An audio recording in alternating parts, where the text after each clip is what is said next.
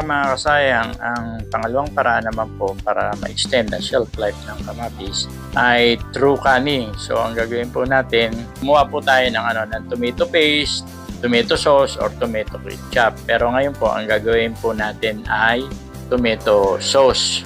So ang gagamitin na rin po natin ay yung ating na-freeze na kamatis para madali pong balatan.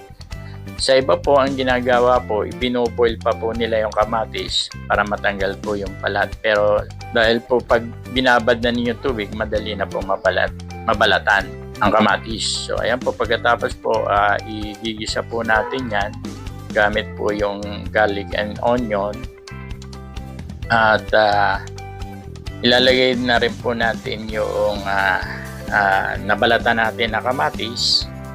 At hindi na po natin sila lalagyan ng tubig. Yung sarili na po niyan juice ang gagamitin natin. So ipakukuluan lang po yan hanggang siya ay lumapot.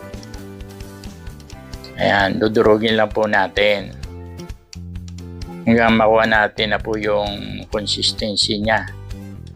Habang pinapakuluan po natin yan, ililinisin na rin po natin o i-sterilize natin yung paglalagyan ng tomato sauce. So ayan po, pagkatapos ay pakukuluan po natin o i-sterilize para masigurado po natin na hindi siya makakontaminate. Walang contamination na maaaring maging sanhi ng pagkasira ng ating tomato sauce. So, tapos tatanggalin po natin kapag napakuluan na po natin at na-sterilize na, tatanggalin na po natin, palalamigin yan at isusunod na po natin yung ilagay diyan yung tomato paste na niluto natin. Ayan po.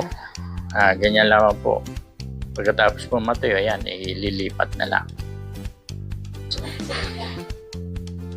So, yan po. Yung, kapag yan po ay napuno na, ayan, lilinisan lamang po natin yung kanyang labi bago natin takpan.